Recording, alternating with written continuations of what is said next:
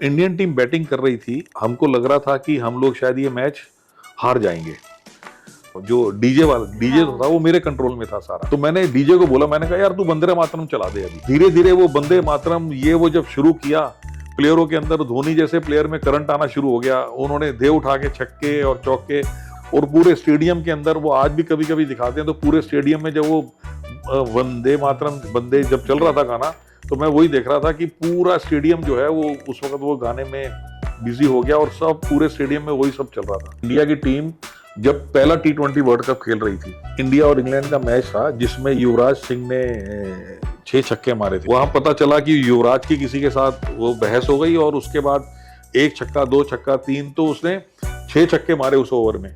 और वो 6 छक्के जो है पूरे वर्ल्ड में वो that has been covered by me, because I was the only one sitting on this angle where I can see the face of Yuvraj Singh.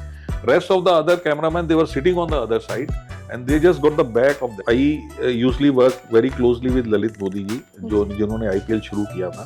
IPL शुरू हुआ इंडिया में तो 3 या 4 लोग ही हुआ करते थे उस वक्त, जो कि पूरा चीज संभाल रहे थे, बिकॉज मेरे पास एक एक्सपीरियंस था हर चीज को ऑब्जर्व करने का। इट्स नॉट दैट कि मैं खाली क्रिकेट कवर करता था तो मैं खाली फोटो ही खींचता था। Welcome to another exciting episode of Beyond the Screen with Shivi J. Today we have a special guest who is a celebrity photojournalist who has captured right from the 1983 World Cup to the recent T20 2024 World Cup. His lens has seen it all. He has been a key member of the Indian Premier League and BCCI and has business interests spanning 3 continents. Welcome to the show, Mr. Mandani. Thank you. Let's start from the beginning. You began your journey as a humble cameraman in Delhi during the late 70s and early 80s. How did it all start for you?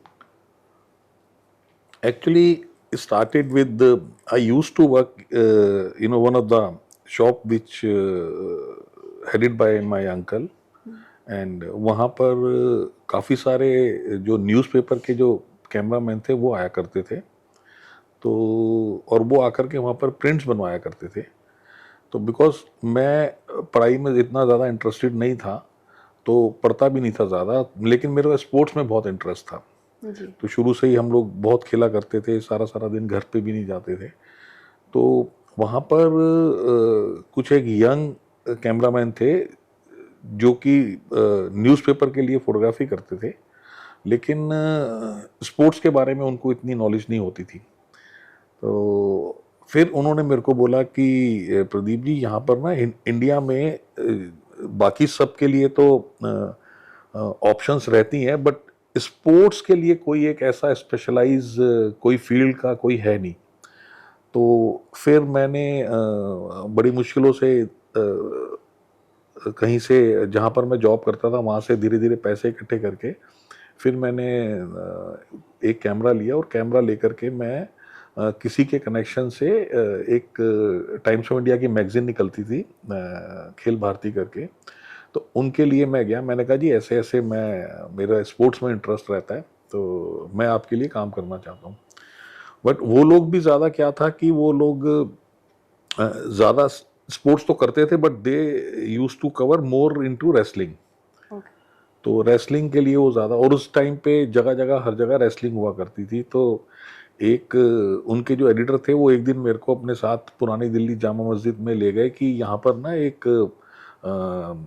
बहुत बड़े पहलवान, मतलब wrestler हैं, जो आने वाले time में Asian gold medallist भी बन सकते हैं। तो उनकी एक बाउट है, आप हमारे साथ चल के वो शूट करिए। तो उनका नाम जयप्रकाश पहलवान जी था। तो वो फिर मैं उनकी बाउट कवर करने गया, तो मिट्टी में वो खेल रहे थे। तो मैंने बहुत अच्छे अच्छे एंगल से, बिकॉज मेरा खुद का स्पोर्ट्स का इंटरेस्ट था, तो मैंने बहुत अच्छे अच्छे एंगल से पिक्चर्स वगैरह मैंने उनकी खींची। और वो रेसलिंग में वो जयप्रकाश जी जो है वो जीत भी गए थे। तो फिर मैंने वो पिक्चर जो है जो मेरे खेल भारती वाले जो एडिटर थे वो लेके गए, और मैंने उनको कुछ अच्छी 15-20 पिक्चर्स बना के दी। तो उन्होंने उसमें से 10-12 पिक्चर्स छाप दी, और सडनली 1-1.5 महीने के बाद मेरे को वो 12 पिक्चर्स का मैं आपको 1980 की बात बता रहा हूँ, तो मेरे को एक महीने के सवा महीने के बाद एक 500 रुपए का मेरे को उनकी मैगजीन से एक चेक आ गया। जी। तो मैंने कहा यार ये तो बहुत अच्छा काम है कि मतलब कुछ भी नहीं किया मैंने, आधे घंटे के लिए एक रेसलिंग बाउट कवर करी और पिक्चर्स बना के दी और 500 रुपए मेरे पास आ गए। उस टाइम पे 500 रुपए तो सच अ बिग अमाउंट, आज के 5 लाख के बराबर है। जी।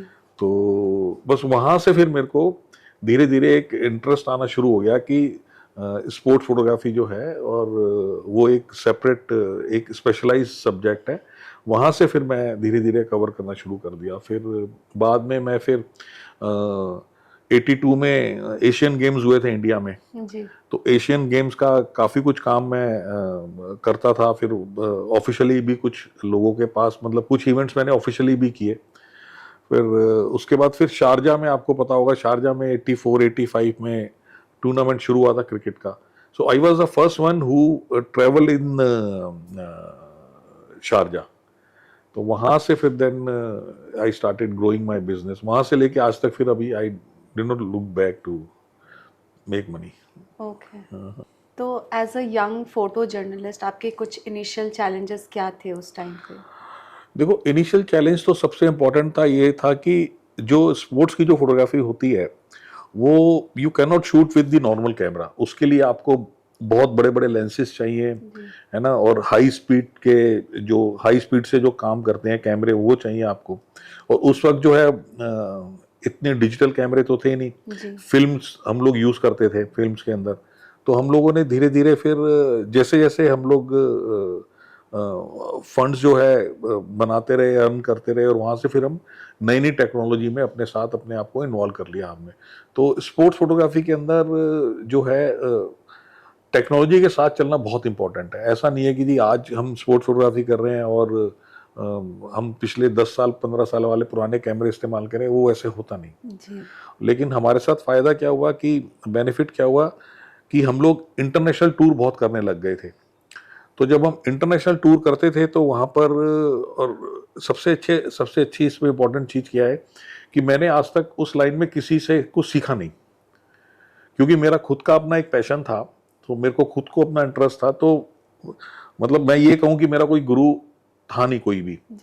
क्योंकि मेरा अपना इंटरेस्ट था। तो हम जब बाहर जाते थे तो हम देखते थे कि ये 4 अंग्रेज कैमरामैन बैठ के फोटो खींच रहे हैं, वो कौन से कैमरे से खींच रहे हैं, क्या लेंस से खींच रहे हैं। तो उनके साथ आधा घंटा, 10 मिनट, 15 मिनट, आधा घंटा उनके साथ बैठते थे। उनका वे ऑफ वर्क देखते थे हम कि वो किस तरीके से काम कर रहे हैं। फिर हम धीरे धीरे उसी को अडॉप्ट करते रहते थे। तो वहां से जब उनको हमने अडॉप्ट करना शुरू किया और हमने देखा कि ये, फिर हम उस टाइम पे इंडिया में कैमरे मिलते भी नहीं थे। तो फिर हम वो कैमरे इस्तेमाल करते थे, वो कैमरे खरीदने के लिए फिर हम लोग हांगकांग जाते थे या कहीं और दूसरी कंट्री में जाते थे। और फिर जो जो वो लोग यूज करते थे, जो जो चीज वो डेवलप करते थे, हम उन्हीं को देखते देखते देखते आगे आगे हम लोग बढ़ते चले गए स्पेशली। ओके। और आज भी जो मेरे टाइम के जो कैमरामैन हैं, जो उस टाइम पे मेरे साथ जिनसे थोड़ा बहुत भी मैंने सीखा, तो आज भी वो थोड़ा सा क्योंकि मेरा खुद का इंटरेस्ट था, तो वो, लेकिन उन्होंने कोई स्पेशलाइज फील्ड नहीं पकड़ी। तो they are remain at the same position, और मैं जो है स्पोर्ट्स स्पेशलाइज बन के मैं थोड़ा धीरे धीरे आगे बढ़ता चला गया। स्पेशली मेरा बिजनेस तब बढ़ा जब 83 में इंडिया की टीम वर्ल्ड कप जीती थी। जी। तो वहां से, India is a one game country, है ना। तो जब 83 में इंडियन टीम वर्ल्ड कप जीती थी, और जीतने के बाद फिर वो जो यहाँ आए, यहाँ आने के बाद जो वो सारा कुछ जो उन्होंने किया, फिर वो जो उनकी जो टीम के मेंबर थे, तो वो धीरे धीरे वहाँ से फ्रेंडशिप होती गई उन सबसे। और फिर मैं फिर स्पोर्ट्स के अंदर फिर मैं ज़्यादा क्रिकेट कवर करने लग गया, बिकॉज इंडिया में क्रिकेट जो है वो एक रिलीजन टाइप है। तो वहाँ से फिर देन मेरे को लोग पहचानने लग गए। और आप देखोगे उस टाइम पे जो भी अखबारों में या मैगजीन्स में कभी भी वो लोग पिक्चर छापते थे, तो नीचे एक बायलाइन देते थे कि पिक्चर्स बाय प्रदीप मंदानी। तो वहां से फिर पीपल स्टार्ट रिकॉग्नाइज मी, और then I start getting lot of assignments कि जी आप हमारे लिए ये कर लो, हमारे लिए ये कर लो। ओके। सो आप आज के डेट में one of the best in the business में हैं, माने जाते हैं। और आपके कुछ की माइलस्टोन्स जो आपने अचीव किए हैं, क्या आप उसके बारे में बता सकते हैं? बहुत सारे हैं। जब मैंने धीरे धीरे जब इंटरनेशनली ट्रैवल करना शुरू किया तो, और इंडिया की टीम क्रिकेट, जब उसके बाद धीरे क्या हुआ कि मैं बहुत ज़्यादा फोकस्ड हो गया क्रिकेट के ऊपर, बिकॉज क्रिकेट की ही हमारी ज़्यादा पिक्चर्स बिकती थी और लोग बाग उसी को ज़्यादा देखना पसंद करते थे। मैगजीन्स वगैरह में भी सब लोग उसी को देखना पसंद करते थे। तो जब मैंने शारजा में जाना शुरू किया तो 84, 85 में भी गया। 86 में जब मैं गया तब तक धीरे धीरे लोगों ने मेरी पिक्चर्स रिकॉग्नाइज करना शुरू कर दिया था और लोगों को ये भी पता चल गया था कि शारजा में एक क्रिकेट का रेगुलर टूर्नामेंट होता है। तो जब मैं शारजा में गया तो एक बहुत इंडिया पाकिस्तान का एक बहुत इंटरेस्टिंग मैच था और उसमें जो है वो लास्ट बॉल पे पाकिस्तान टीम को 6 रन चाहिए थे, तो जावेद मियांदाद ने उस लास्ट बॉल पे चेतन शर्मा को सिक्सर मारा था। तो वो एक हिस्टोरिकल मैच है, आज भी वो जो है लोग उसको याद करते हैं कि आखिरी बॉल पे जावेद मियांदाद ने 6 मारा था। तो वो पिक्चर जो है वो मैंने कैप्चर करी थी and I was the only one कि वो पिक्चर मेरे पास थी, क्योंकि वहां पर मैं ही था उस वक्त वहां पे इंडिया से।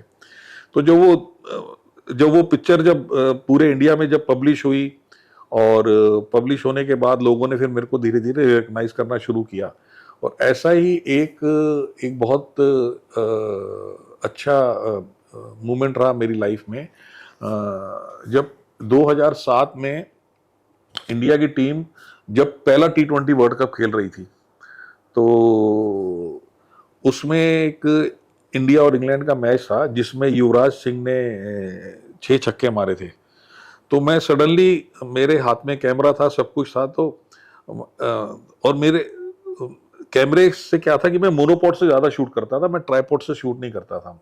तो वो मोनोपॉड का भी जो सिस्टम है जो स्पोर्ट्स फोटोग्राफी में है वो मेरे को देख करके ही लोगों ने अडॉप्ट किया कि मोनोपॉड से क्या होता है कि हम लोग we can have 360 degree angle, क्योंकि ट्राइपॉड से तो एक जगह फिक्स हो जाता है। तो वो मोनोपॉड से जब मैंने शुरू किया तो धीरे धीरे लोगों ने वो मोनोपॉड वाला सिस्टम अडॉप्ट कर लिया और उसके साथ मूवमेंट हो जाती है, तो कहीं पर भी लेके जाना हो कंधे पे डाला और चले गए।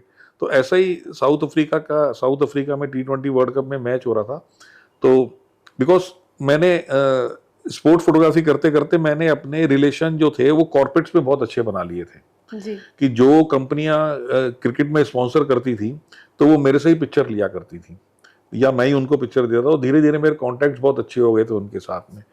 तो ऐसे ही हुआ कि मैं जो है एक सामने वाले एंगल पे बैठा था और फिर मैंने देखा कि दूसरे वाले एंगल पे मेरे स्पॉन्सर्स बैठे हुए हैं कुछ जो हीरो कंपनी से थे, तो हीरो होंडा हुआ करती थी उस वक्त।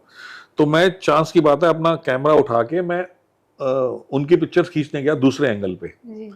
तो पिक्चर मैंने उनकी खींची और उसके बाद मैंने कहा चलो मैं नेक्स्ट ओवर में सामने चला जाऊंगा, मैं ये 1 या 2 ओवर कवर कर लेता हूँ जब तक यहीं से बैठा हुआ, बिकॉज डिफरेंट एंगल, वहां पर कोई बैठा नहीं था वहां पे। तो मैंने अपने कैमरे को वहां पर सेट किया तो धीरे धीरे वहां पता चला कि युवराज की किसी के साथ वो बहस हो गई और उसके बाद 1 छक्का 2 छक्का 3, तो उसने 6 छक्के मारे उस ओवर में और वो 6 छक्के जो है पूरे वर्ल्ड में वो that has been covered by me because I was the only one sitting on this angle where I can see the face of Yuvraj Singh. Rest of the other cameramen, they were sitting on the other side and they just got the back of that. So I was the only one who, got that 6-6er of Yuvraj, and Yuvraj Singh has got a lot of money because he did a lot of charity by selling those pictures. He took a lot of pictures from me. So that 6-6ers he took from me and he did a lot of charity for those 6-6ers. That's a very new information and बहुत ही valuable insight था हमारे लिए जानने के लिए। So आप सारे prestigious tournaments के पार्ट रहे हैं, right from 1983 world cup victory से लेके T20 वर्ल्ड कप विन तक 2024 in fact. So आपकी कैसी रही है जर्नी? देखो मेरी journey by God grace I am very lucky person. क्या हुआ मेरी जर्नी इसमें मेरी जर्नी इसलिए थोड़ी सी अच्छी रही because I was not involve only in one particular field. तो मेरा जो फोकस हमेशा रहा, मैं अपने आप को हमेशा कहीं ना कहीं डाइवर्सिफाई करता रहा। इट्स नॉट दैट कि I am doing only one business. तो और ये सारे बिजनेस उसी से ही कनेक्टेड हैं। फोटोग्राफी से ही कनेक्टेड है, कि फोटोग्राफी से कनेक्टेड होते होते मेरा कनेक्शन बहुत अच्छा हो गया कॉर्पोरेट के साथ। जो लोग क्रिकेट में पैसा लगाते थे तो स्पॉन्सरशिप करते थे, उन लोगों से मेरा कनेक्शन बहुत अच्छा रहा। और उसके बाद धीरे धीरे जब आईपीएल हुआ, so I usually work very closely with Lalit Modi ji, जो जिन्होंने आईपीएल शुरू किया था। तो उनके साथ मैंने 3 साल बहुत अच्छा डेडिकेटेड तरीके से काम किया। मतलब इनफैक्ट शुरू में जब आईपीएल शुरू हुआ इंडिया में, तो 3 या 4 लोग ही हुआ करते थे उस वक्त जो कि पूरा चीज़ संभाल रहे थे, बिकॉज मेरे पास एक एक्सपीरियंस था हर चीज़ को ऑब्जर्व करने का। इट्स नॉट दैट कि मैं खाली क्रिकेट कवर करता था तो मैं खाली फोटो ही खींचता था। तो मैं जब दूसरी कंट्रीज में जाता था तो मैं दूसरी कंट्रीज में जाकर के वो जो उस इवेंट में क्या क्या एक्सपर्टीज हैं वो भी मैं सब जज करता था और उनकी पिक्चर्स अपने माइंड में रखता था और उसको मैं एक्सपीरियंस लेता था। तो इसीलिए धीरे धीरे क्या हुआ कि मैं फिर अपने आप को मैंने इवेंट्स कंपनी में भी इन्वॉल्व कर लिया। मैंने अपनी एक छोटी सी इवेंट कंपनी भी बनाई और फोटोग्राफी के साथ साथ फिर मैं आई was the only one who started sponsored pictorial books. कि जैसे 1996 का जब वर्ल्ड कप हुआ तो मैंने उसके ऊपर एक पिक्टोरियल किताब बनाई और किताब बना करके मैंने वो 99 वर्ल्ड कप की, जो कि इंग्लैंड में हुआ था। और वो जो लोग टीवी में देखते थे वो तो देखते ही थे कि ग्राउंड में क्या हो रहा है, बट मैं टीवी में जो नहीं नजर आ रहा मैं वो चीजें ज्यादा कैप्चर करता था। तो जो कि लोगों को बड़ा इंटरेस्टिंग लगे कि हाँ भैया अच्छा वहां पर ये भी होता है। जैसे किसी को पता ही नहीं होता कि लंदन के अंदर जो है जब वर्ल्ड कप होता है तो वहां पर हर स्टेडियम में एक बैटिंग शॉप होती है। तो लोगों को पता ही नहीं है वो कि यहाँ पर बैटिंग करना लीगल है या इलीगल है। तो वो सब लोग इसको गलत समझते हैं, देखते हैं कि बैटिंग वहां पर बैटिंग शॉप्स हो रहे अंदर हैं, लोग वहीं पर ही मैच देख रहे हैं, वहीं पर ही बैटिंग कर रहे हैं कि अब ये चौका लगेगा ये छक्का लगेगा। तो वो सब चीजें और उसके अलावा भी बहुत इंटरेस्टिंग चीजें होती हैं जो कि लोगों को बहुत पसंद आती हैं। जो अब आजकल आप टीवी में देखते हो कि जब टीवी में क्रिकेट दिखा रहे होते हैं तो वो वहाँ का है ना साइड सीन भी दिखा रहे हैं और प्लेयर्स क्या कर रहे हैं ऑफ द फील्ड वो भी दिखा रहे हैं। तो वो चीज़ मैंने बहुत पहले शुरू करी और उसके बाद then I started sponsoring books which has sponsored by all the top level companies which they sponsoring the ICC. और जो भी क्रिकेट के जो स्पॉन्सर हैं वो लोग मेरे साथ फिर जुड़ गए। फिर वहाँ से देन स्टार्टेड मैंने बुक्स वगैरह शुरू करी। फिर मैंने इवेंट्स में इन्वॉल्व किया अपने आप को। तो इवेंट्स में जब 2011 का जो वर्ल्ड कप हुआ उसके अंदर वो पूरा स्पोर्ट एंटरटेनमेंट जितना भी जो भी उसमें म्यूजिक और वो जो बच्चे आते हैं पकड़ के हाथ में आते हैं ये वो सब वो पूरा इंडिया श्रीलंका और बांग्लादेश में हुआ था वो वर्ल्ड कप। तो वो सारा का सारा मैं मैनेज कर रहा था ऑन बिहाफ ऑफ आईसीसी। तो मेरी एक कंपनी थी शो टाइम स्पोर्ट्स करके।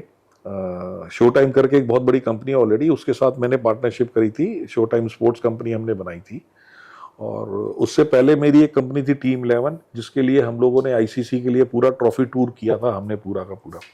तो अपने आप को मैंने फिर डाइवर्सिफाई करता गया और जो स्पोर्ट्स की जो मेरी फोटोग्राफी का जो मेरा नेटवर्क था उसको फिर मैंने अपनी एक टीम बना ली थी पूरी। फिर 2010 के अंदर जो कॉमनवेल्थ जब हुआ था इंडिया में उसके लिए हमारी कंपनी को पूरा ऑफिशियल कॉन्ट्रैक्ट मिला था कि आप करिए सारा। तो वो उस तरीके से हमारा डाइवर्सिफाई में काफ़ी मेरे को फ़ायदा रहा। और अभी जैसे 2024 के वर्ल्ड कप में हम लोगों ने एक अलग मेरे एक फ्रेंड हैं वो लोग they are the official agents of ICC for hospitality. तो अब 2024 में बिकॉज अमेरिका में वर्ल्ड कप हो रहा था तो वो मेरे दोस्त ने बोला कि Pradeep why can't we do something in the partnership. तो मेरे पास तो इतने सारे क्लाइंट्स हैं तो हम लोग टिकटिंग के बिजनेस में तू हमारी थोड़ी हेल्प करो।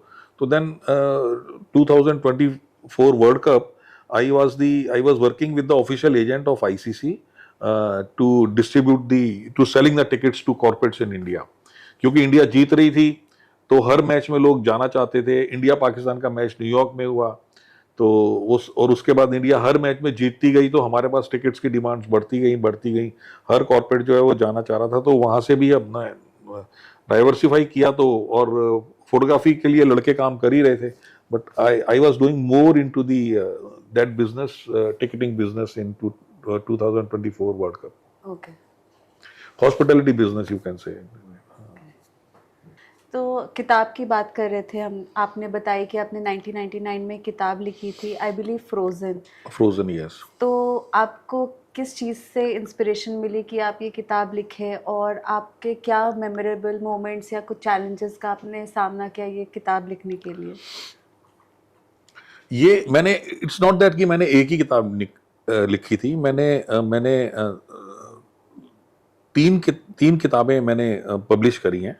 तीन तो हैं, लेकिन उसके अलावा भी अ, जितने भी बड़े बड़े सेलिब्रिटीज लाइक कपिल देव या जितने भी बड़े बड़े क्रिकेटर रहे हैं, उन सब ने कहीं ना कहीं, उनकी किताब भी कहीं मेरी बिना पिक्चर्स के पूरी नहीं होती थी।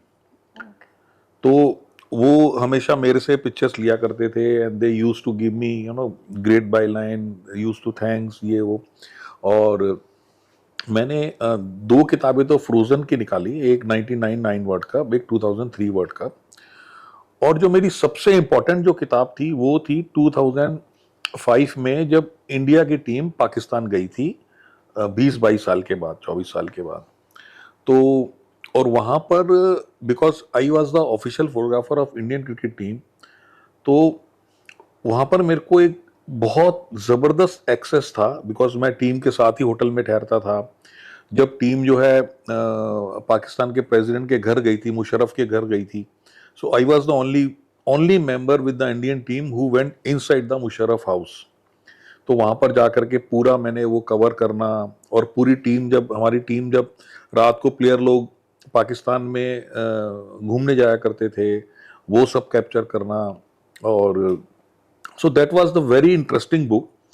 तो वहाँ जाकर के, और दूसरा वहाँ पर जाकर के 20-24 साल के बाद जब हमने वहाँ का जब माहौल देखा, पाकिस्तान का माहौल देखा, कि पाकिस्तान के लोग इंडिया वालों के साथ बहुत ज़्यादा प्यार करते हैं।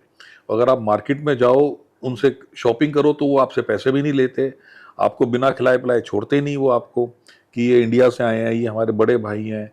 तो वो एक इतना बड़ा, एक इतना अच्छा एक्सपीरियंस था हमारा। और हम लोगों के साथ में हम लोग, और जितने भी लोग बाग वहाँ मैच देखने गए थे, उन लोगों को पाकिस्तान गवर्नमेंट एक स्पेशल सिक्योरिटी भी प्रोवाइड करते थे। अगर वो अपने गांव में या अपने शहर में या पुराने जहाँ पर जाना चाहते हैं, तो वहाँ पर वो लेके जाते थे उनको, और उनको दिखाते थे। तो उन सबको भी फिर वो सिक्योरिटी प्रोवाइड करते थे कि आप जा कर के देखिए। तो हम लोग भी गए थे कराची में, हमारा पुराना घर था, हमारे दादाजी जहाँ रहते थे, वो घर भी हमने देखा। तो वो एक अलग से एक बहुत अच्छी मूवमेंट थी। और उस किताब का भी नाम जो था वो मैंने रखा था जीत लिया दिल। तो वो उसमें पाकिस्तान, इंडिया पाकिस्तान टूर पे द बुक वाज, और उसमें एक तस्वीर थी जिसमें दो लड़कों के चेहरे हैं। तो एक ने इंडिया का मेकअप किया हुआ, एक में पाकिस्तान का मेकअप किया, और दोनों जो है ऐसे खड़े हुए हैं, और उसका जो है टाइटल था जीत लिया दिल। So that was very very interesting book, because every page है। और फिर वहाँ पर हम लोग, एक सबसे अच्छी उसमें पिक्चर है ना, हम लोग गए थे पाकिस्तान की साइड से वाघा बॉर्डर। तो वाघा बॉर्डर में हम गए, तो वहाँ पर पाकिस्तान की जो आर्मी थी, सामने की तरफ इंडिया की आर्मी थी, और हम पाकिस्तान साइड पे थे। तो वहाँ पर वाघा बॉर्डर पे एक जगह पे रस्सी लगी हुई थी। तो वो बड़ी इंटरेस्टिंग पिक्चर थी। उस रस्सी का जो इधर का जो हिस्सा था वो इंडिया का था, और हम लोग पाकिस्तान साइड पे थे। तो वहाँ पर जो है पाकिस्तान साइड पे हम खड़े थे, तो हमारे प्लेयर्स की वाइब भी थी, सब कुछ थी। तो फिर मेरे दिमाग में सचिन तेंदुलकर था वहाँ पे। तो फिर मैंने सचिन को बोला, सचिन तुम एक काम करो, इधर आओ, यू टेक वन लेग रस्सी के उस साइड और एक टांग रस्सी के इस साइड। तो आप एक टांग आपकी इंडिया में है, एक टांग आपकी पाकिस्तान में। तो सचिन मेरे को बहुत, इतने साल से, वो जब बच्चा था तब से मैंने शुरू किया था। तो उस किताब में वो पिक्चर है, आप देखोगे कि एक टांग सचिन की इधर है, एक टांग सचिन की उधर है, और वो एक इंडिया का हिस्सा है, एक पाकिस्तान का हिस्सा है, और बीच में वो रस्सी जो है, वो रस्सी उसके पैरों के नीचे से निकल रही है। सो इस तरीके से काफ़ी एक इम्पोर्टेंट इंटरेस्टिंग मूवमेंट्स रहे वो इंडिया पाकिस्तान टूर के ऊपर। तो वो that was the actual book, like which I like, and everyone likes once. उसको किसी को किताब मिलती है तो मतलब वो उसके अंदर हर पेज पे ऐसी ऐसी स्टोरी है कि वो देख के खुश हो जाता है कि पाकिस्तान में ऐसा होता है। जैसा कि आपने मेंशन किया कि आप लेजेंडरी क्रिकेटर सचिन तेंदुलकर जी के साथ काफ़ी आपकी अच्छी दोस्ती रही है, तो ऐसे और भी क्रिकेटर्स के साथ आपकी मल्टीपल एराज में काफ़ी क्लोजनेस होगी, तो कुछ आप मेमोरेबल स्टोरीज या एक्सपीरियंस शेयर कर सकते हैं हमारे साथ? देखो, जब मैंने शुरू किया था 83 वर्ल्ड कप के बाद, तो I was very good friend with Kapil Dev. जी। और उस टाइम की जो पूरी टीम थी, बिकॉज उस टाइम पे फ्रेंडशिप करना वो ज़्यादा इजी था। और फिर मेरी ज़्यादा दोस्ती पाकिस्तान प्लेयरों से बहुत ज़्यादा अच्छी थी, अच्छा। Because being a north Indian and speaking in Punjabi, so they speak Punjabi. तो जी। पाकिस्तान के प्लेयर जो है वो ज़्यादा अच्छे फ्रेंडली दोस्त थे। इंडिया के कपिल देव था, नवजोत सिंह सिद्धू तो मेरे घर पर ही आता था, खाना वाना हम लोग साथ ही खाते थे, बिकॉज उसको होटल का खाना पसंद नहीं आता था, तो वो या तो मैं ले जाता था या जब उसको होता था फिर वो हमारे घर आ जाता था। जी। और ऐसे ही जब धीरे धीरे आगे बढ़े तो धोनी से मेरी बहुत अच्छी दोस्ती रही, बहुत अच्छी ट्यूनिंग रही। हरभजन सिंह, युवराज, ये वो तो जो नॉर्थ के जो जितने भी आप प्लेयर कह लो, they are more comfortable to have friends instead of players from south और ईस्ट और वेस्ट। लेकिन फ्रेंडशिप सबके साथ, दोस्ती सबके साथ है, क्योंकि सबको ही कहीं ना कहीं लाइफ में उनको पिक्चर्स की जरूरत पड़ती थी। तो वो और पिक्चर जो मेरे पास होती थी वो मैं ही दे सकता था उनको। और I never used to charge any money from any player. Okay. तो फिर उसके बाद मेरे इंटरनेशनल दोस्त, स्टीव वॉग मेरे बहुत अच्छे दोस्त थे। Ricky Ponting is a dear friend of mine, जो मैंने 80 कौन सी थी, साउथ अफ्रीका में वर्ल्ड कप हुआ था 2004 का, उसमें जो मैंने किताब निकाली थी, 2003 का जो वर्ल्ड कप हुआ था जो ऑस्ट्रेलिया ने जीता था, उसमें जो मैंने किताब निकाली थी, तो पूरी की पूरी ऑस्ट्रेलियन टीम जो normally they use to charge huge amount of money to go any function, लेकिन they players like the entire Australian team were there, they didn't charge any kind of money from me that. तो वो सब चीज़ें काफ़ी और ये आपकी 2099 का जो वर्ल्ड कप हुआ था, तो वो तो मैंने बुक रिलीज कराई थी मिस्टर जगमोहन डालमिया, जो आईसीसी के प्रेसिडेंट थे। अच्छा। और बीसीसीआई के भी प्रेसिडेंट थे, तो वो लोग आए थे। तो इस तरीके से चाहे वो क्रिकेट के एडमिनिस्ट्रेटर हो ले लो या क्रिकेटर्स ले लो, जो भी जितने भी हाई प्रोफाइल थे, उनके सबके साथ ट्यूनिंग अच्छी थी, बहुत अच्छी दोस्ती थी। मतलब कभी भी, अब मैं आपको कपिल देव का ही किस्सा बताता हूँ कि कपिल देव जब उस वक्त पीक पे था, जब उन्होंने 432 विकेट्स ले ली थी, तो मेरे बच्चों का एमआईटी में एडमिशन होने वाला था। तो और उस वक्त एमआईटी में एडमिशन ऐसे आराम से, एमआईटी स्कूल जो था नोएडा में, ऐसे आराम से नहीं होता था एडमिशन, तो बहुत ही मुश्किल से एडमिशन होता था। तो जब बच्चों का एडमिशन हुआ तो बच्चों ने, मैडम टीचर ने बोला कि आपके पापा क्या करते हैं? उन्होंने कहा जी मेरे पापा तो ये स्पोर्ट्स की फोटोग्राफी करते हैं। तो फिर अमेठी की जो चेयरमैन है अमिता चौहान जी, उनको पता चला कि ऐसे ऐसे मैं जो है स्पोर्ट्स की फोटोग्राफी करता हूँ। तो और उस वक्त उनका स्कूल नया नया बना था और उनका कंपटीशन था दिल्ली पब्लिक स्कूल से। जी। तो उनके स्कूल का ना कुछ दिनों के बाद एक एनुअल फंक्शन होने वाला था। तो बिकॉज कंपटीशन था और वो अपने स्कूल की पब्लिसिटी करना चाहते थे, तो जो चेयरपर्सन थी, उन्होंने मेरे को बुलाया एक दिन कि प्रदीप जी, आपके बच्चों का तो एडमिशन तो हमने तो कर ही दिया है बिल्कुल, लेकिन हमारी एक छोटी सी आपसे रिक्वेस्ट है। एक मैंने कहा पूछो, बताओ क्या है। बोले जी हमारे स्कूल में जो है ना एक बहुत बड़ा हम लोग एक एनुअल फंक्शन कर रहे हैं अपना, तो आप जो है, हमें पता चला है कि आप कपिल देव जी के बहुत अच्छे दोस्त हैं, तो आप क्या उनको एनुअल फंक्शन पे लेके आ सकते हैं? तो मैंने कहा मैं बात कर लेता हूँ। तो मैंने कपिल देव से बात करी, मैंने कहा भाजी ऐसे ऐसे है, मेरे बच्चों को एडमिशन का चक्कर है। कह रहा मैं आ जाऊँगा, कोई बात नहीं, लेकिन उनको बोलना कि पब्लिसिटी ना करें किसी चीज़ की। जी। तो मैंने यही चीज़ मैडम को बोली, अमिता जी को बोली। मैंने कहा कपिल देव जी तो आ जाएंगे, मैं चला भी जाऊँगा लेने, ऐसा कुछ हो जाएगा, लेकिन आप पब्लिसिटी मत करिएगा बिल्कुल भी। लेकिन वो सुनते कहाँ हैं वो लोग। तो उन्होंने तो पूरे नोएडा में मतलब पोस्टर छाप दिए, और कपिल देव तो उस वक्त पीक पे थे, जी। तो पूरे नोएडा में पोस्टर छप गए, कपिल देव आ रहा है, कपिल देव आ रहा है, कपिल देव आ रहा है। जहां पर 1000 लोगों का फंक्शन था, वहां 10,000 लोग इकट्ठे हो गए उसको देखने के लिए। तो जब कपिल देव पहुंचा तो वो कह रहा है, यार प्रदीप से मेरे तेरे को भाई ये तो साला ये फंक्शन है, ये तो इतना बड़ा एकदम से। मैंने कहा आ जाओ ना पाजी, कोई नहीं, कोई बात नहीं। तो बड़ा सिक्योरिटी वगैरह से कर करा के फिर वो मिले, बातचीत हुई। जी। तो आज भी उसी वो ही एक फिर उसके बाद मैडम को नशा सा चढ़ गया। बात हर एनुअल फंक्शन पे कभी बोले इस बारी जडेजा को ले आओ, इस बारी वीरेंद्र सहवाग को ले आओ। तो वो सब होता रहा। लेकिन ये है कि उन्होंने कभी भी मतलब फिर धीरे धीरे फिर सबको पता चल गया कि मैडम मेरे से बहुत क्लोज हैं, मेरे से मतलब मेरी बहुत अच्छी वो है। तो आज भी मतलब मेरे बेटे की शादी हुई थी तो मैडम स्पेशली आई थी शादी में, अमिता चौहान जी। हालांकि मतलब अभी तो उनके इतने कॉलेजेस हो गए, स्कूल हो गए, ये हो गया, सब कुछ हो गया।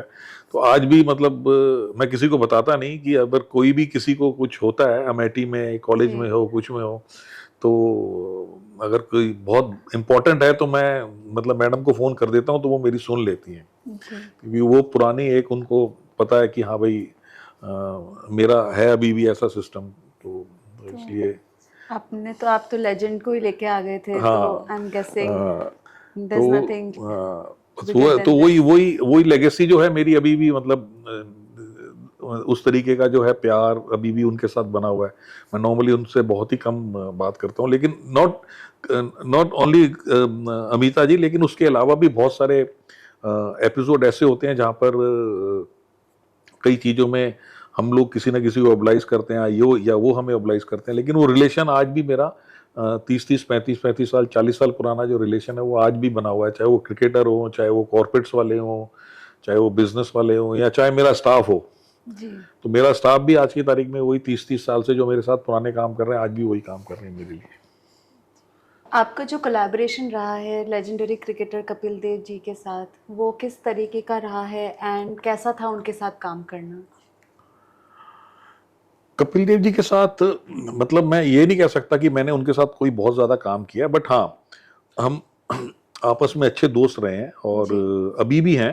कि अभी जैसे 2000 अभी ये जो वर्ल्ड कप में, अमेरिका में वर्ल्ड कप हो रहा था, तो हमारे कुछ एक लोग जो है वो मैच से एक दिन पहले जो है वो चाहते थे कि कपिल देव जी हमारे हम पार्टी ऑर्गेनाइज कर रहे थे वो, तो कपिल देव जी हमारे फंक्शन में आए या कोई लीजेंडरी कोई आया हुआ है वो आए। तो मैंने पाजी को फ़ोन करके कपिल देव को बोला, मैंने कहा ऐसे ऐसे है। तो उन्होंने कहा यार एक दिन पहले अगर हो जाता है तो मैं आ जाता हूँ, नहीं तो मेरे लिए बड़ा मुश्किल है। तो फिर हमने एक दिन पहले फंक्शन पोस्टपोन करा के फिर हमने कपिल देव जी को बुलाया। जो भी फाइनेंशियल डील है वो तो है ही है। हाँ। आज की तारीख में फ्री तो कोई आता नहीं। तो वो मतलब आज भी ऐसा है कि उनको लगता है कि मैं मतलब फ़ोन करते हैं तो वो मेरे, चाहे कपिल देव हो, चाहे सचिन तेंदुलकर हो, चाहे युवराज, मतलब पुराने जितने भी हैं उनसे फ़ोन उठा, क्योंकि मैं नॉर्मली मतलब ऐसा नहीं कि जी किसी को दिखाने के लिए फ़ोन करता हूँ या कोई बात करता हूँ, ऐसा बिल्कुल भी नहीं है। मैं बहुत ही एक उनका डिस्टेंस, एक जो डिस्टेंस होता है वो हमेशा मैं बना के रखता हूँ। कोई अननेसेसरी अगर कोई ज़रूरत है तभी फ़ोन करता हूँ, नहीं तो नहीं करता। जी। तो वो दोस्ती यारी अभी भी है। अब कुछ भी काम होता है, कुछ भी होता है। और आज तक कपिल देव जी ने जितनी भी आज तक अपनी बुक्स पब्लिश करी हैं अपने बारे में, तो वो उन्होंने हर बुक में मेरे बारे में कहीं ना कहीं लिखा है कि थैंक्स टू मी, या जो मेरे बारे में भी वो बताते हैं कि ऐसे ऐसे एक मेरा दोस्त था, ये था। करेक्ट। आपने जो फोटोग्राफ्स लिए हैं वो मोहाली क्रिकेट ग्राउंड के जितने भी हेडशॉट्स हैं वो सारे लगे हुए हैं। आपने लेजेंडरी क्रिकेटर मंसूर अली खान पटौदी से लेके रोहित शर्मा, इन सब के फ़ोटोज़ वहाँ पे डिस्प्ले में हैं। तो कैसा लगता है आपको ये जो आपने टाइमलेस फोटोग्राफ्स कैप्चर किए हैं? देखो ये इट इज़ नॉट दैट कि मेरे पिक्चर जो हैं मोहाली में लगे हुए हैं। ये एक तरीके का एक विज़न था। एक हमारे बीसीसीआई में एक एडमिनिस्ट्रेटर हुआ करते थे जो कि जगमोहन डालमिया जी के साथ बहुत क्लोज थे, और उन दोनों ने ही हिंदुस्तान में क्रिकेट के अंदर कैसे पैसा आ सकता है वो ही दोनों ने शुरुआत की थी। उनका नाम था मिस्टर आई.एस. बिंद्रा जी, जिनका अभी मोहाली में जो स्टेडियम है वो आई.एस. बिंद्रा जी के नाम से है जी। तो उनका विजन बहुत अच्छा हुआ करता था। तो वो हमेशा यही कोशिश करते थे कि जितने भी हम लोग स्टेडियम बना रहे हैं उसमें जो है, जो हमारे पुराने जो लीजेंडरी जो हैं उनकी कहीं ना कहीं यादें उनकी ताज़ा रहें। तो उन्होंने फिर मेरे से एक दिन बोला कि प्रदीप जी ऐसे ऐसे आपको जो है पूरे स्टेडियम में पिक्चरें लगानी है। तो फिर मैंने अपने जो डेटा में से मैंने कलेक्शन किया। फिर क्या हुआ, मोहाली के अंदर जैसे जैसे मोहाली में लोगों ने विजिट किया, दूसरी एसोसिएशंस के डायरेक्टर्स ने या चेयरमैन ने या प्रेसिडेंट्स ने, तो उन्होंने जैसे जैसे वो देखते थे, वो वैसे वैसे फिर वो पूछते थे कि ये पिक्चर्स किसकी हैं, तो वो बोलते थे कि प्रदीप जी की हैं। तो धीरे धीरे करते करते इंडिया में जितने भी स्टेडियम्स हैं इंडिया में आज की तारीख में, उन सब में आपको मेरी पिक्चर्स ही लगी हुई नजर आएंगी, जो कि उनकी लोकल हिस्ट्री भी बताएंगी और उस स्टेट से जो जो प्लेयर इंटरनेशनल टूर्नामेंट खेले हैं। अगर आप बेंगलोर जाओगे तो उसमें आपको बहुत सारी पिक्चर्स मेरी नजर आएंगी, प्लस राहुल द्रविड़ की भी नजर आएंगी, अनिल कुंबले की भी नजर आएंगी, श्रीनाथ की भी नजर आएंगी, और वहाँ के जो डोमेस्टिक प्लेयर जो बने रहे उनकी भी नजर आएंगी। दिल्ली के स्टेडियम में जाओगे तो दिल्ली के प्लेयर्स जो जो इंटरनेशनल खेले हैं वो सब नजर आएगा। आप हैदराबाद जाओ तो वहाँ के नजर आएंगे। बॉम्बे जाओगे तो महाराष्ट्र के जितने भी प्लेयर हैं या बॉम्बे के जो प्लेयर हैं, उस सब की पिक्चर से वो ड्रेसिंग, वो एक बीच, उसके बाद फिर एक ट्रेंड बन गया कि हम लोगों को अपनी, बिकॉज पहले तो स्पोर्ट्स फोटोग्राफी कोई करता नहीं था तो पिक्चर्स मिलती नहीं थी।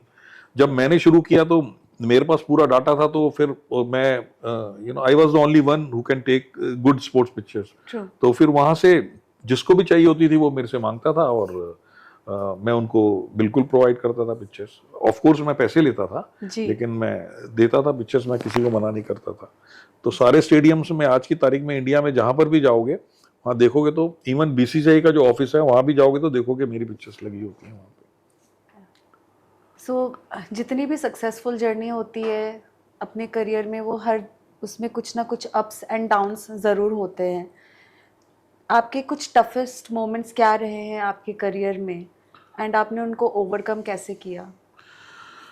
हमारे करियर में जो सबसे टफेस्ट मोमेंट्स जो होते हैं ना, वो होते हैं जब आप 20 से 25 किलो या 30 किलो का बैग लेकर के जब आप ट्रेवल करते हो, तो जब आप किसी भी मैच में जाते हो, या स्पेशली जब इंडिया में जब आप मैच कवर करने जाते हो, अगर आपके पास व्हीकल्स नहीं है या आपके पास प्रॉपर वीआईपी अरेंजमेंट्स नहीं है जाने का, तो आपको एक एक 2-2 किलोमीटर वो 25 किलो का सामान अपने सर पे लेकर के जो है वो आपको you have to reach at the ground.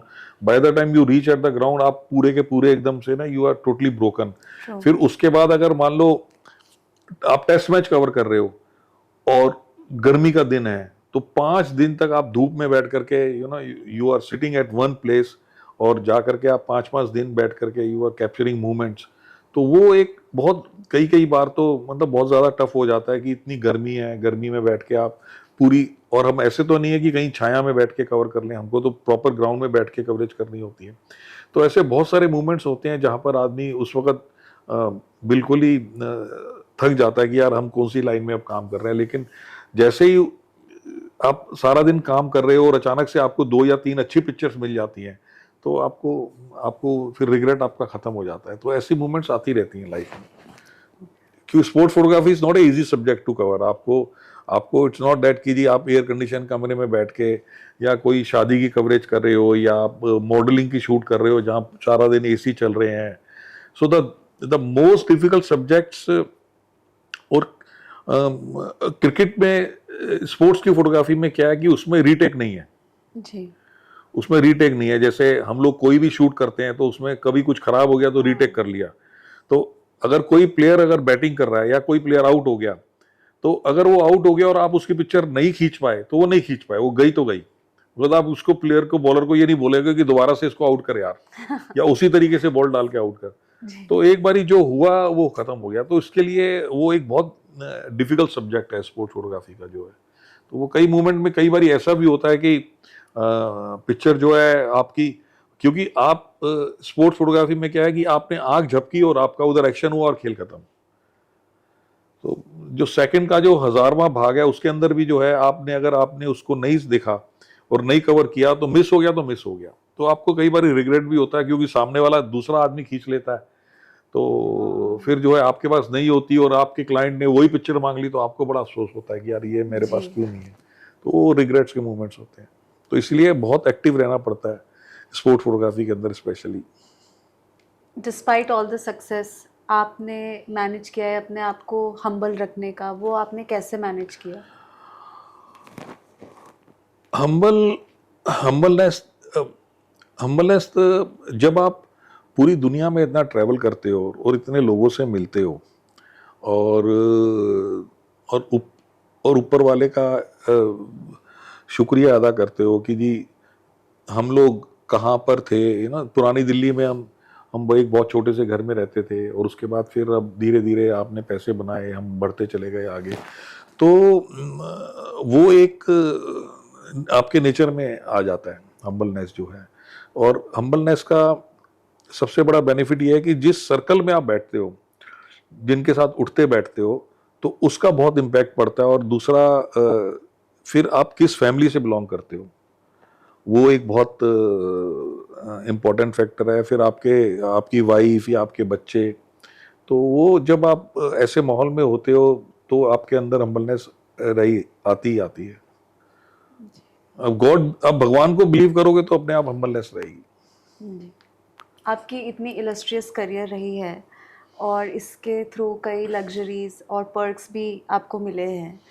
आपके पास जो पोर्शा कायन है लिमिटेड एडिशन, वो कितने है आज के इंडियन सब कॉन्टिनेंट में? देखो, जब मैंने वो एक्चुअल में उसके पीछे एक स्टोरी है कि मेरा एक फ्रेंड था इंग्लैंड में। तो he used to be quite rich. तो उसको इंग्लैंड के अंदर, लंदन में स्पेशली, तो लंदन में उसने मेरे को बोला कि प्रदीप, मेरे को अपनी एक स्पोर्ट्स की कंपनी शुरू करनी है, तो तुम आ जाओ यहाँ पे। तो मैंने कहा मैं आ तो जाऊँगा, but I will charge this much of amount per month. तो उसने कहा ठीक है, तुम आ जाओ, हम काम करते हैं साथ में। तो मैंने उसके साथ तकरीबन एक साल सवा साल मैंने काम किया उसके साथ। और काम करने के बाद फिर उसने बोला कि प्रदीप, मेरे को I wanted to open a office in India. तो मैंने कहा आप इंडिया में आ जाओ, हम इंडिया में भी ऑफिस बना लेते हैं। और फिर हमने इंडिया में भी करीब 8 महीने उसके साथ मैंने काम किया। लेकिन धीरे धीरे जब मैंने उसके साथ काम करना शुरू किया तो usually I never use to ask money from him. तो करते करते मेरा काफ़ी पैसा उसके पास हो गया था। तो फिर मैंने उसको एक दिन बोला, मैंने कहा कि यहाँ पे इंडिया में काम करने का सिस्टम दूसरा होता है, तो यहाँ पर ना जो दिखता है वो बिकता है। तो आप बेसिकली ना, why don't you invest a huge amount of money, हम एक गाड़ी खरीद लेते हैं। तो उन्होंने कहा ठीक है। तो उन्होंने फिर हम लोग गए, फिर बिग बॉय टॉयज करके एक बीबीटी वाले के पास गए। तो उससे पूछा, हमने कहा भाई कोई अच्छी लग्जरी गाड़ी। उसने कहा जी ये एक लिमिटेड एडिशन है, ये 2 ही गाड़ियाँ आई हैं, और एक गाड़ी जो है वो सलमान खान के पास है और एक गाड़ी ये है, और इसकी भी इतनी इतनी कीमत है। लेकिन ये हनी सिंह उस वक्त बहुत बड़ा सिंगर था, जी। तो हनी सिंह भी चाह रहा है कि ये मैं गाड़ी ले लूँ। हमने कहा तू हनी सिंह को छोड़ो, ये गाड़ी हमारे को दे दो। तो फिर जो मेरा फ्रेंड था, तो उसने कहा भी प्रदीप जी, मैंने आपके आई हैव टू पे यू समथिंग अराउंड 2 CR, तो मैंने आपके पैसे देने हैं, आपने इतना साल मेरे लिए काम किया है, तो आपको पैसे चाहिए या गाड़ी चाहिए आपको, आप देख लो, मैं आपको नहीं तो ये गाड़ी दिला देता हूँ। मैंने कहा ठीक है, मेरे को तो अभी पैसे की इतनी है नहीं, आप ये गाड़ी की पेमेंट, क्योंकि इंडिया में उस टाइम पे इतनी बड़ी पेमेंट करना वो फिर नज़रों में आ जाता है कि ना, टैक्स वालों की नज़रों में कि ये पैसा आया कहाँ से। तो उन्होंने कहा ठीक है। मैंने कहा हमने पैसा ही, मेरे को तो एंड ऑफ द डे जितना मेरे को चाहिए उतना मेरे को मिल रहा है। तो then he paid the amount, और फिर उसके बदले उसने मेरे को, फिर जो मेरे को उससे पैसे लेने थे, उसने फिर मेरे को गाड़ी दे दी। तो फिर वो चल रही है अभी तक। Great, great. आपने वर्ल्ड कप 2011 में जब इंडिया 50 ओवर वर्ल्ड कप जीती थी, तो आपने MS धोनी और युवराज सिंह जैसे लेजेंड्स, उनके हिस्टोरिक मोमेंट्स भी कैप्चर किए थे। तो कैसे एक्सपीरियंस और कैसा इमोशन आपने एक्सपीरियंस किया उस टाइम? देखो, उसके अंदर ना एक इसके लिए ना ये एक बहुत बड़ी स्टोरी है कि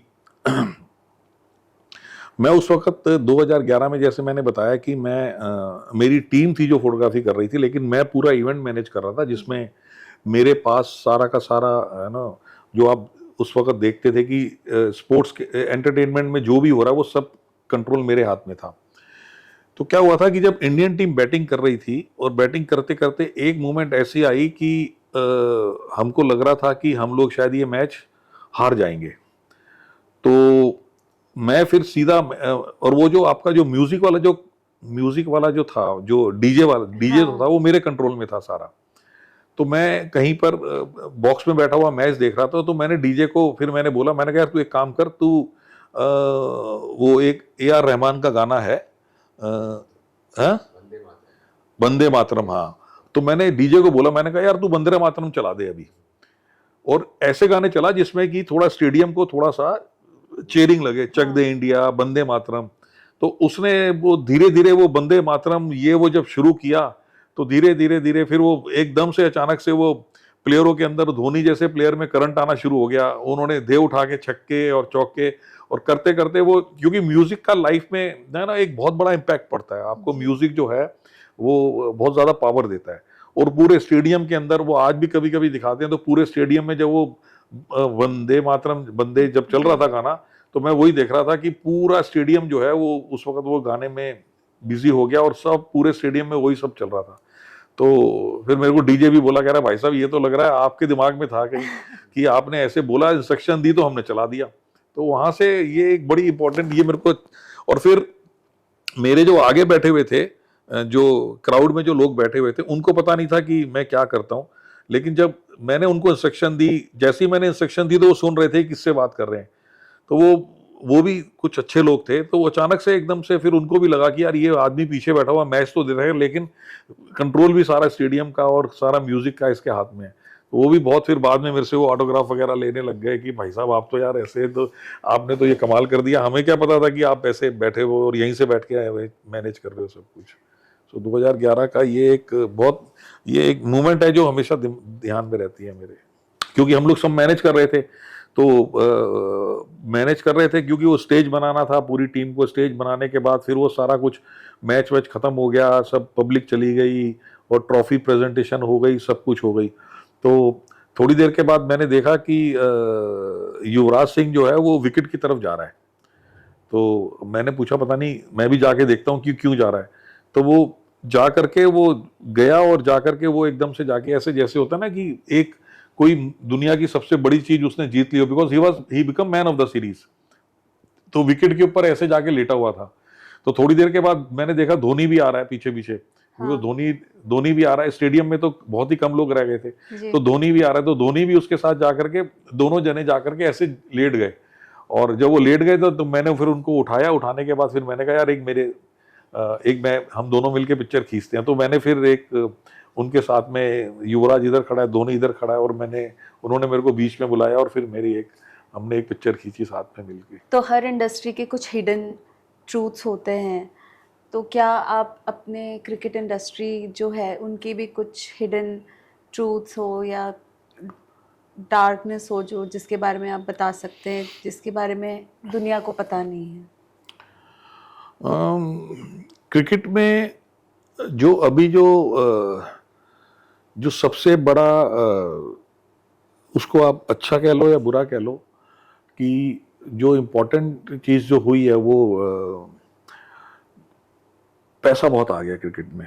it's too much of money which has come into cricket. वहां पर क्या हुआ है कि जो एक हमारे टाइम पे जब हम काम फोटोग्राफी करते थे, हमारे टाइम पे जब एक क्लोजनेस जो होती थी प्लेयरों के बीच में, या है ना उन जर्नलिस्टों के बीच में, या आपस में उठना बैठना खाना पीना, वो अब because of lot of, and they are totally surrounding with lot of security because of ये इतने सारे, आज की तारीख में आपने देखा है मैच फिक्सिंग हो गए, ये हो गए, वो हो गए।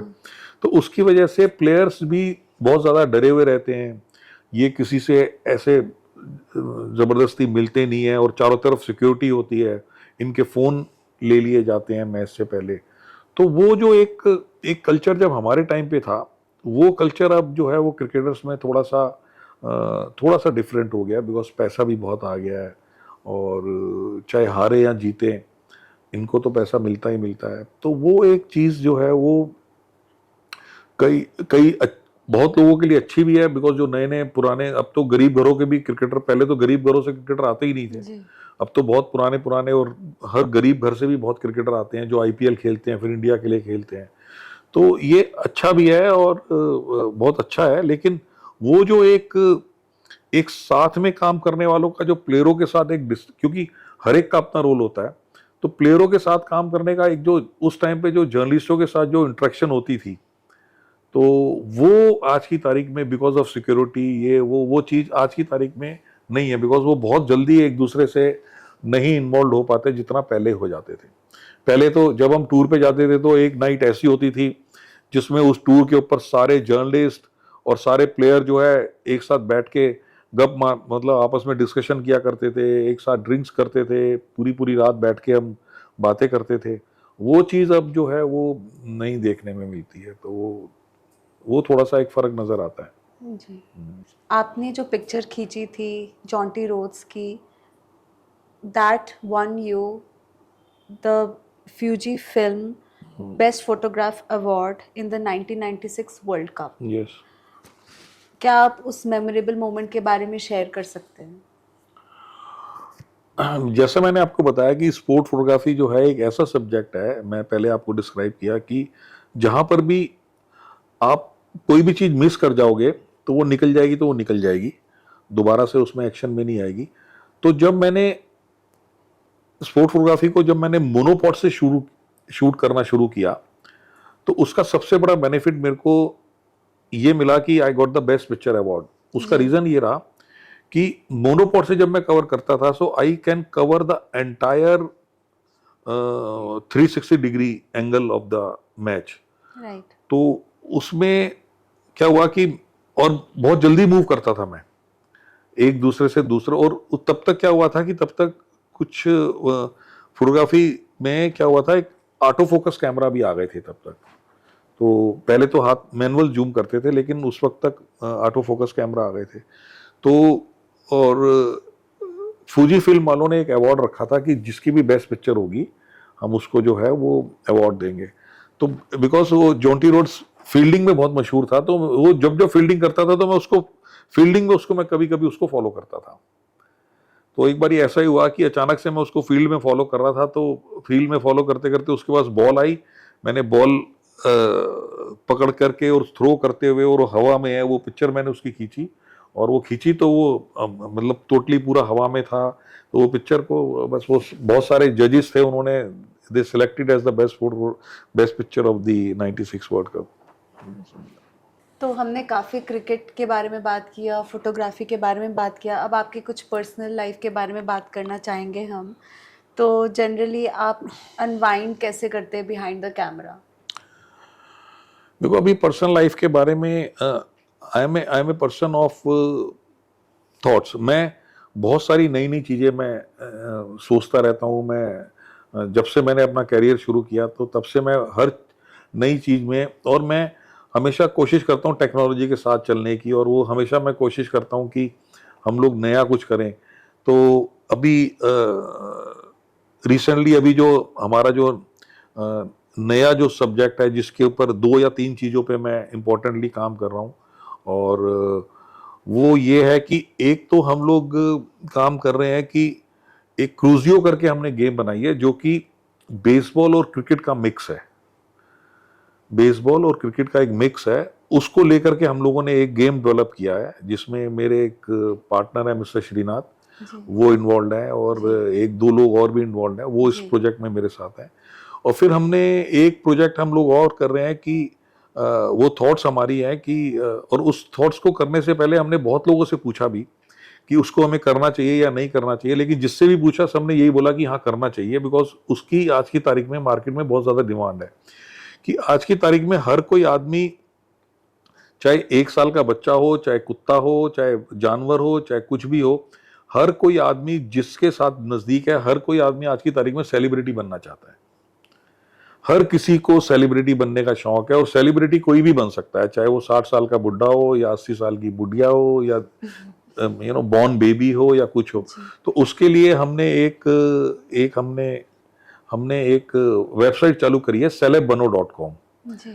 तो वो आजकल हम उसमें भी मेरे साथ मिस्टर श्रीनाथ पार्टनर है, तो वो थोड़े दिनों में वो वेबसाइट लॉन्च होने वाली है और उसके बाद फिर हम लोग उसको जो है अच्छे से डेवलप करेंगे, इन्वेस्टमेंट्स लेके आएंगे और बिकॉज मेरे को लगता है कि उसमें एक बहुत बड़ा फ्यूचर है। celebbono.com आज की तारीख में इतनी हर हर खूबसूरत आदमी के लिए या जैसा भी कोई भी इंसान है और जैसे मॉडल्स भी हैं, तो इस तरीके का कोई प्लेटफॉर्म है नहीं जो कि जी। हर किसी आम आदमी को भी वो प्लेटफॉर्म में जाने की उसको मतलब सेलिब्रिटी बनने का मौका मिले। तो जी। अब हम उसके ऊपर कुछ काम कर रहे हैं और I know that hopefully we will be success in that. Yup, absolutely. हाँ, थैंक यू। तो आई हैव हर्ड कि आपको छोले भटूरे काफ़ी पसंद है when it comes to food and हाँ। कचौरी सब्जी। हाँ। इनफैक्ट पाल ढाबा जो है चंडीगढ़ में, उसकी आपको मटन करी भी बहुत पसंद है। सो ये डिशेस आपकी वीकनेसेस कैसे बनी? जब आप ट्रैवलिंग करते हो ना, तो ट्रैवलिंग करते हो तो नेचुरली जब सारा दिन आप काम करते हो तो शाम को आपको आपका दिल करता है कि आप कुछ अच्छा खाओ। जी। तो इतना ट्रैवलिंग करते हैं तो और वहाँ के जब हम ट्रैवल करते हैं तो नेचुरली वहाँ के लोकल लोग भी वहाँ पर हमारे साथ होते हैं जब हम कहीं ग्राउंड पे होते हैं या फोटोग्राफी कर रहे होते हैं वहाँ पे। तो लोकल आदमी से हम पूछ लेते हैं यार आज रात को खाना खाना है, यहाँ की बेस्ट डिश क्या है? तो फिर वो हमको बताते हैं कि हैदराबाद चले जाओ तो पैराडाइज की बिरयानी बहुत अच्छी है, आप चंडीगढ़ जाओगे तो पॉल ढाबे का चिकन बड़ा मशहूर है, मटन सॉरी, वो स्पेशलाइज मटन है। तो जब जाते हैं और वहां पर जाकर के जब उसको टेस्ट करते हैं तो फिर वो एक आदत सी पड़ जाती है। तो जब भी दोबारा कभी भी चक्कर लगता है उस जगह पे और उस जगह पे अगर ना जाओ तो ऐसा लगता है कि वो टूर जो है आपका अधूरा रह गया। चाहे बेशक 2 घंटे के भी रुके हुए हैं वहां पे, लेकिन हमारी कोशिश होती है कि इस तरीके का टूर बनाएं कि डिनर या लंच जो है वहां से करके निकले और खा के निकले सामान। तो वो तो एक हैबिट है ऐसी, ठीक है। How do you think cricket and Bollywood are related to one another? They are related because now if you see since the Tiger Patodi time, Tiger Patodi got married with Sharmila Tagore, then वहाँ से फिर आप आगे चलते चले जाओ, बहुत सारे किस्से आपको नजर आएंगे because once you see that Azharuddin got married with Sangeeta Bijlani और फिर थोड़ा और आगे चले जाओगे तो ऐसे क्रिकेट में अभी देख recently like you see that Virat Kohli got married with Anushka Sharma, Anushka and then ये युजवेंद्र चहल की वाइफ भी जो है वो पता नहीं केएल राहुल। तो वो बॉलीवुड और उसका तो कनेक्शन रहता है और उसका ज्यादा कनेक्शन हुआ आईपीएल में।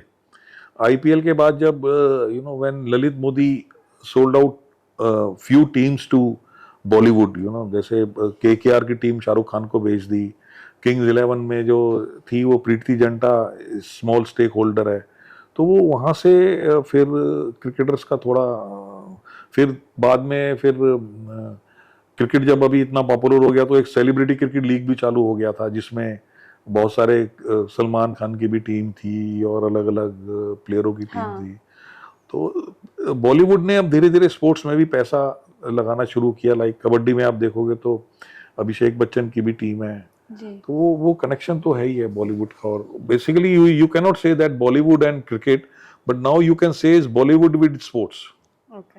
So Bollywood has started investing money in sports. Like Akshay Kumar, being a Canadian, he has one ice hockey team in Canada. Right. He owns one ice hockey team in Right. Canada.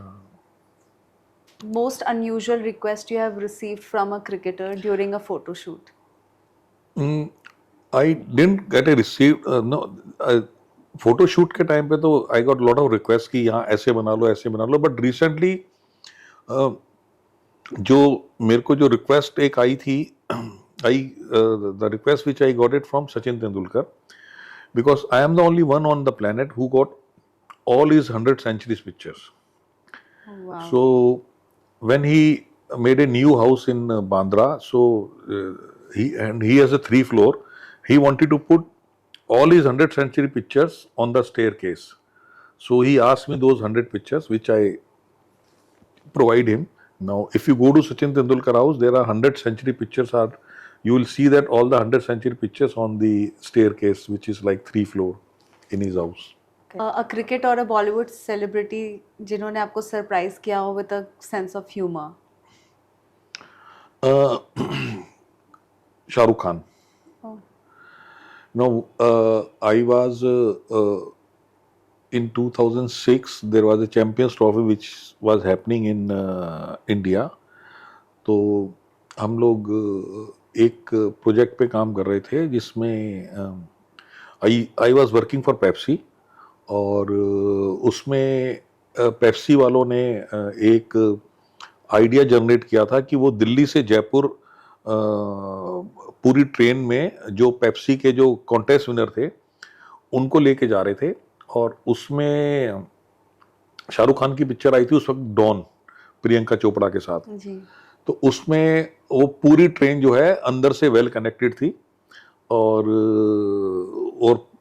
एक coach में जो सबसे front वाला coach था वो शाहरुख खान के लिए था और प्रियंका चोपड़ा के लिए था. और प्लस जो ऑफिशियल्स थे जो पेप्सी के, जिसमें हम भी थे, हम लोग थे, that was first class coach. और बाकी के पीछे 9 और 10 डब्बे थे, उसमें सारे जो भी जितने भी कॉन्टेस्ट विनर थे वो थे. तो हर कोच में शाहरुख खान ने जाना था और जा करके फिर जो है उसने हर जगह पे जा करके उसने फोटोग्राफ्स खींचनी थी. तो जब ट्रेन दिल्ली से चली तो चलने के बाद फिर थोड़ा सा उनके लिए लंच वगैरह भी ट्रेन में ही ऑर्गेनाइज किया गया था शाहरुख खान वगैरह के लिए और प्रियंका चोपड़ा के लिए.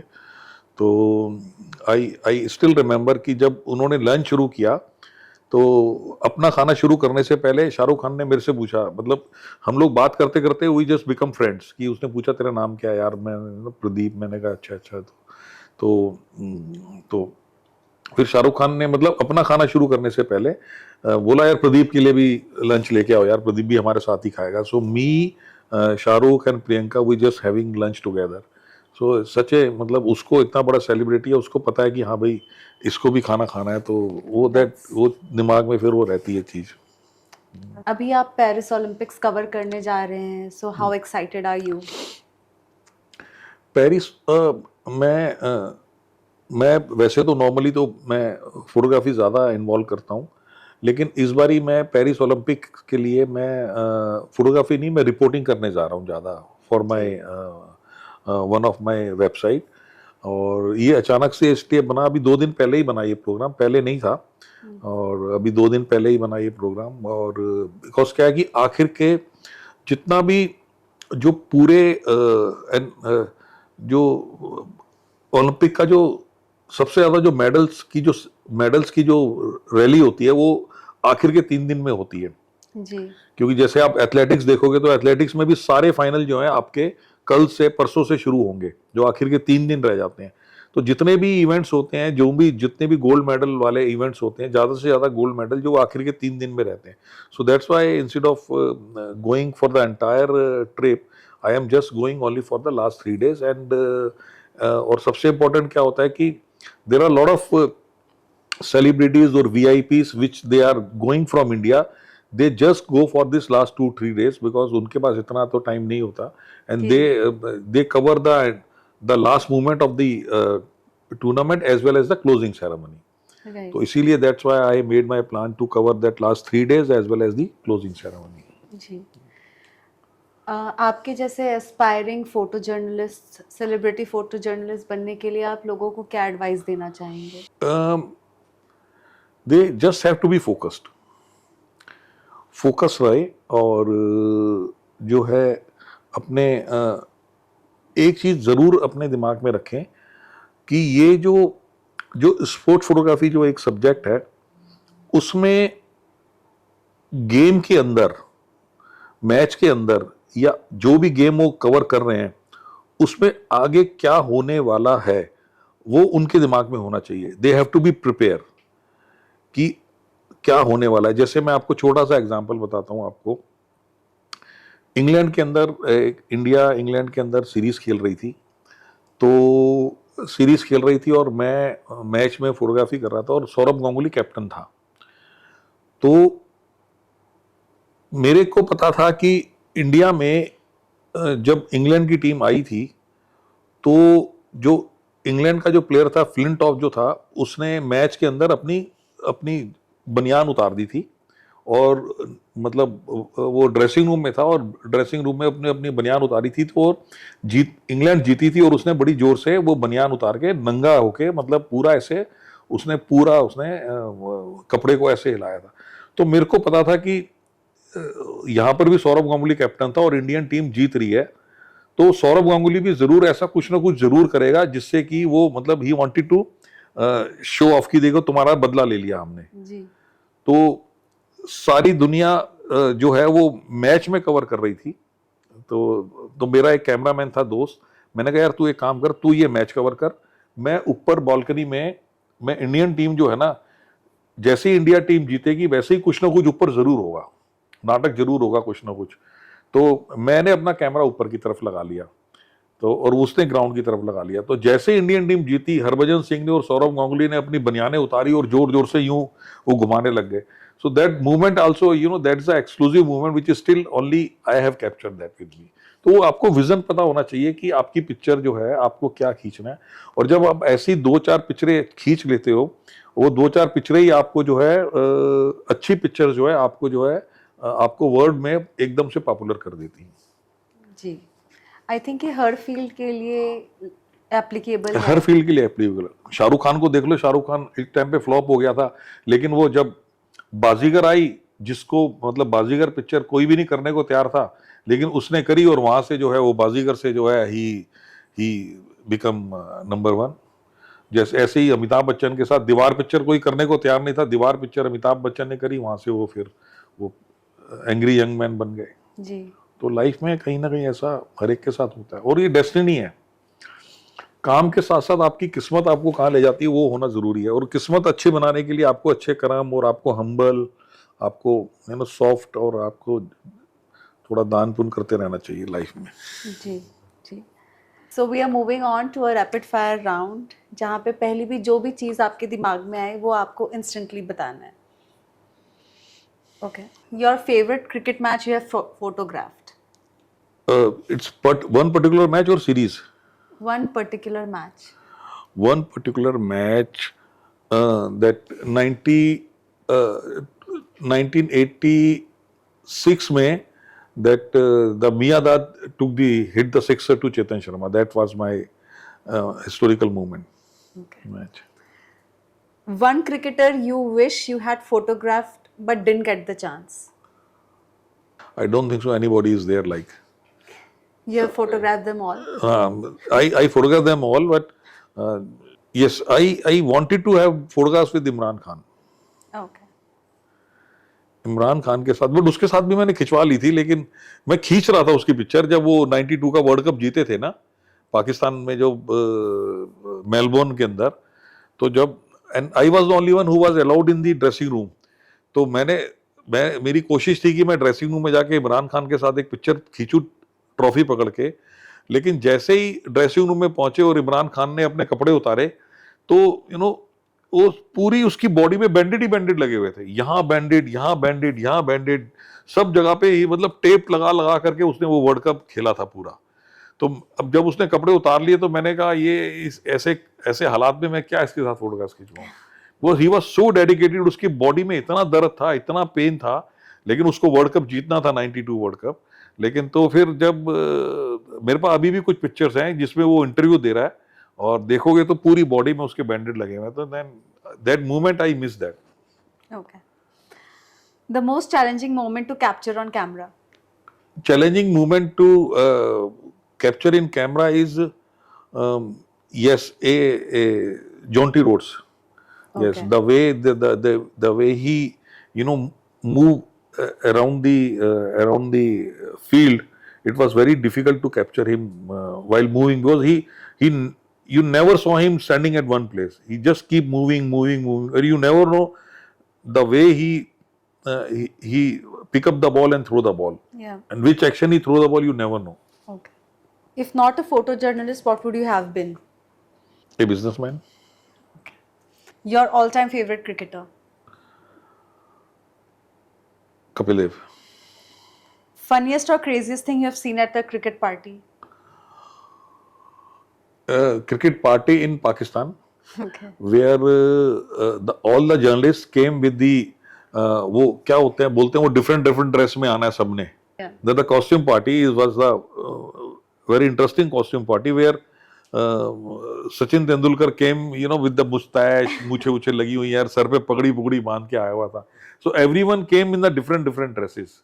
Okay. So once I will show you that the picture of this Pakistan in my Jeet Liya Dil. So there was a picture of that particular party also, where you can see that different faces of all the top players. Okay. Any quirky or offbeat personalities in cricket you have encountered? Navjot Singh Sidhu. He's you never know कि वो जब भी कोई बात करता है, वो Navjot Singh Sidhu is a funny character. आपको पता भी नहीं चलेगा कभी भी वो आपसे जो बात कर रहा है वो गुस्से में बात कर रहा है या मजाक में बात कर रहा है. But the players, one player which is like very funny is Shahid Afridi.